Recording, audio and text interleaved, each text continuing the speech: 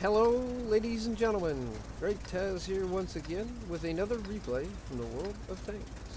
In this replay, we will be watching myself play the Tier 7 British Heavy, the FV201 Alpha 5, A45. In this battle, we will be playing on Lakeville. And here we go by trying to figure out, starting off, looking at the setup and trying to figure out where the best to use this tank. Now, much like the Cent and Action X, and the Cent one, the Centurion 7-1, Action X, the Carnivoran,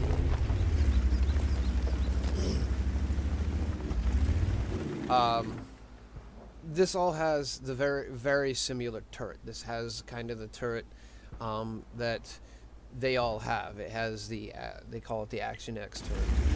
It's got really decent frontal armor on it, and then it has the good slope right above the right above the gun mantle to be able to bounce more targets and more rounds and stuff. So in turn, I decided to go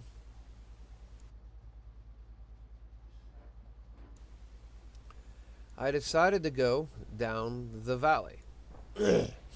And here I'm telling the city team that they need to push, because right now it's me and a KV2 versus the Oni, their Tier 8 counterpart, or the Tier 7 counterpart to me being Tier 7, and a KV1S, a Tier 6 counterpart to the KV2.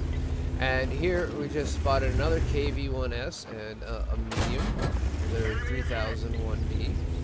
Also, there's a light tank over there. We do have some arty support behind us with the Bishop, but it's not going to be all that, you know. It's a little gun, but it is what it is. There, the KV2 takes out the KV1S. The KV2 is shooting the dirt gun, by the way, and doing well with it. Here we continue to shoot at the Oni in the lower plate. Unfortunately, it's not seeming to work out in our favor. Here the KV2 is in some bad situation versus the ELC AMX. Switching to gold rounds so that we can make sure we can pen the Oni and be able to take him out. We're down 5 kills to 3. But let's see if we can turn that around pretty quick here. As you can see, even with gold rounds, it's kind of hard for this tank, even though it says that the penetrate indicator says I should be able to penetrate the Oni. I'm still not. So it still has some issues there. We're baiting the Oni to fire, which we got him to fire. Take a shot and get him in the lower glaciers. The second one in the lower glaciers. Third one, we didn't get out of the line of fire that time quick enough, but that's all right. We'll go ahead and use the repair kit, and then go ahead and take 2 quick shots right into the Oni's lower glaciers. Our M7 counterpart over here is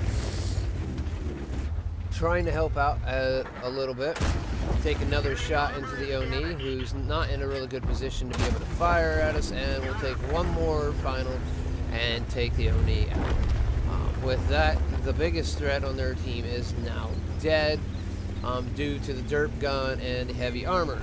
And the M7 has taken out the AMX, ELC, Bliss. So now we got the whole valley cleared, but our team in the city failed to actually go ahead and take the city. They got trounced. So here we're going to push up over the hill. I'm keeping an eye on the mini-map, watching as the enemies go away. Take a shot into the VK does not hit one of the TDs, the IK65, take a shot instead. We'll take a shot, unfortunately, from the SU-100Y. Keeping gun downrange, just trying to keep the turret up.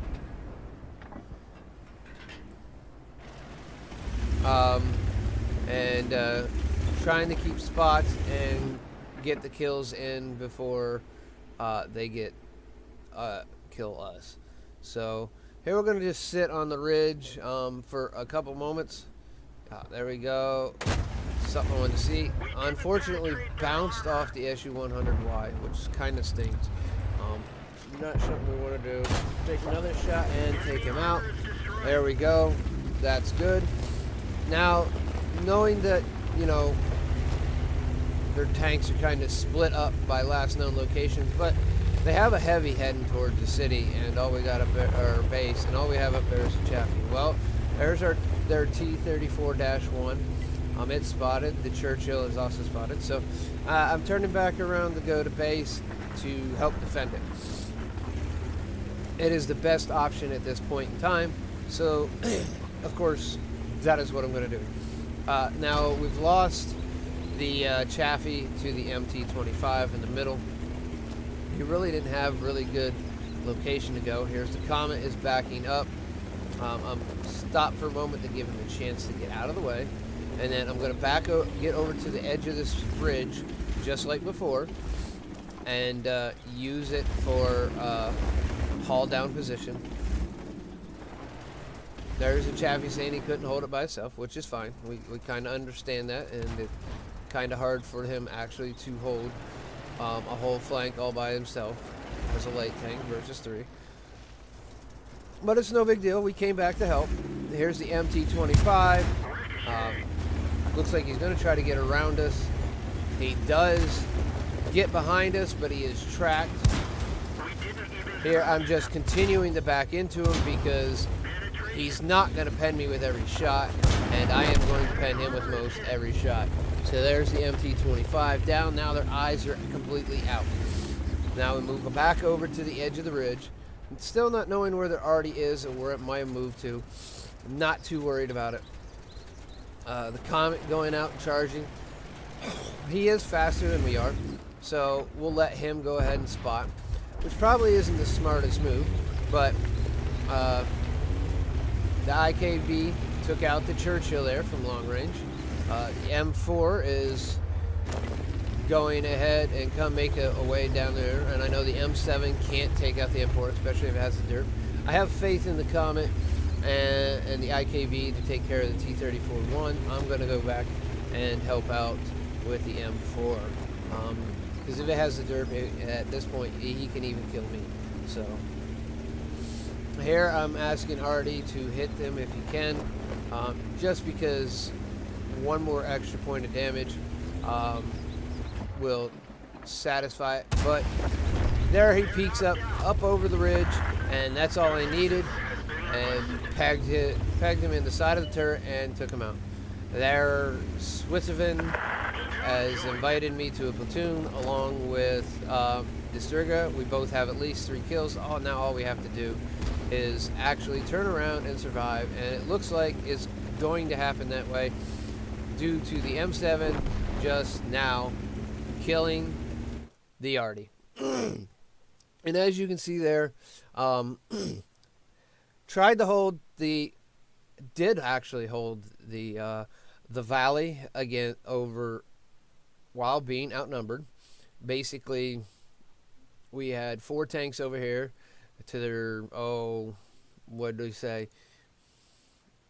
Let's see, 1, 2, 3, 4, 5, 6 at one point in time. So we had 4, and then we had 1 take off for a little bit and then come back. So we all were outnumbered 1.5 to 1 at one point in time, 2 to 1. So we did hold the valley. They pushed over. The KV2 using his derp gun, his 152 millimeter derp cannon, helped take out the IS-1s, doing a lot of damage. And then we had the Arty and the IKV and myself doing damage, and we ended up getting the overall end cleanup. And with that, we pulled the game out. Even though we were down at one point by 2-2, and even later in the game, we were still down by at having 3 less kills. We still brought it back around when we lost our 10th person. We brought it back around. We consolidated, made them come to us, and turned it around into a win. And that's really how you can do it. If your team is paying attention. Now, we had very little communication amongst ourselves, as you noticed in the chat window. We had very little communication amongst ourselves. The only real communication that we had was pings, and the Chaffee, our 10th person to be killed, said he couldn't hold it by himself, which is understandable, especially when he got attacked from the side by the MT-25. So, could they have won this? Possibly. Their biggest mistake is, I think, in this overall outcome was the simple fact the M4, the MT-25 charged up in through our cap and tried to get around me in the IKV. And in turn, he was getting attacked by the IKV, myself, and our Comet. All right. He had no support. There already was last spotted in that corner, but it moved down to the valley line. Probably in assumption to hopefully for them to get spots and shoot us from, the K1 area and start pegging us in the backside. The 34-1 and the Churchill were both in decent positions, but the biggest two mistakes made in this by the opposing team was the MT-25 coming around and trying to kill the IKV instead of acting as a spotter. And 2 was the Arty and the M4 trying to get around on our backside. If they all would have came at us in one direction or maybe in 2 directions, like from up in the middle here and then over from the 0 line, it would have been possibly a better chance. But then again, overall, it probably not. The Churchill was too slow to go all the way back around. So if the Churchill came up here to spot, and maybe the MT-25, where the 34-1 and M4 and Arty came down through here, it would have been probably a better chance for them to win, because it would have put us at a little bit of a disadvantage. But in the end of the game, probably not a lot, due to the simple fact that the M4 had 20% life when he was spotted on the top of the ridge. He and the Churchill only had 5% the whole time he was spotted. So it is what it is, but it is what it isn't. So you never really know. But enough of what ifs. Let's go check out our end game stats here. This battle ended up with a first class. I earned 1,073 base experience, so it was a first class overall.